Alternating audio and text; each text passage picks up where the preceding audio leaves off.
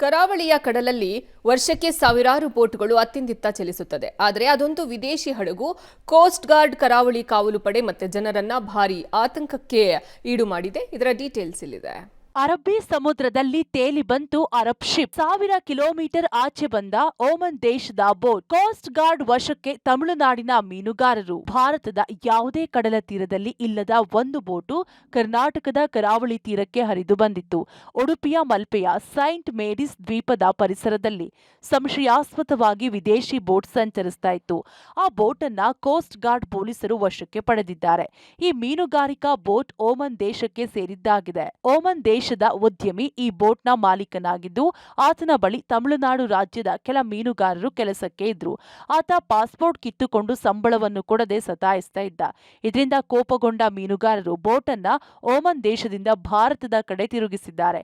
ಮಹಾರಾಷ್ಟ್ರ ಸಮೀಪ ಬರ್ತಿದ್ದಂತೆ ಅಲ್ಲಿ ಸ್ಥಳೀಯ ಮೀನುಗಾರರಿಂದ ಸಹಕಾರ ಸಿಗಲಿಲ್ಲ. ಅಲ್ಲಿಂದ ಮತ್ತೆ ಗೋವಾ ಕರ್ನಾಟಕದ ಕಡೆ ಹೊರಟಿದ್ದಾರೆ. ಕರಾವಳಿ ಕಾವಲು ಪಡೆಯ ಸುಪರ್ದಿಗಿರುವ ವ್ಯಾಪ್ತಿಗೆ ಬರ್ತಿದ್ದಂತೆ ಉಡುಪಿಯ ಫ್ಲೈಯಿಂಗ್ ಸ್ಕ್ವಾಡ್ ಈ ಬಗ್ಗೆ ಮಾಹಿತಿ ಪಡೆದುಕೊಂಡಿದ್ದು 3 ಮೀನುಗಾರರನ್ನ ವಶಕ್ಕೆ ಪಡೆದಿದೆ.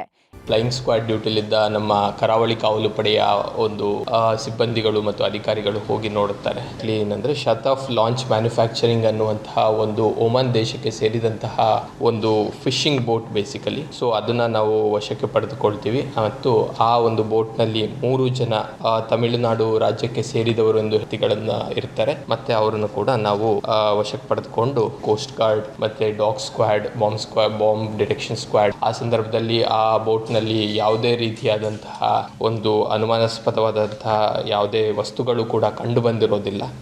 ಇನ್ನು ಓಮನ್ ದೇಶ ಬೋಟ್ನಲ್ಲಿ ಬಾಂಬ್ ಸ್ಕ್ವಾಡ್ ಮತ್ತಿತರ ಏಜೆನ್ಸಿ ಮೂಲಕ ಬೋಟ್ ಪರಿಶೀಲನೆ ನಡೆಸಲಾಗಿದೆ. ಸದ್ಯ ಬೋಟ್ನಲ್ಲಿ ಯಾವುದೇ ಅನುಮಾನಾಸ್ಪದ ವಸ್ತುಗಳು ಕಂಡು ಬಂದಿಲ್ಲ.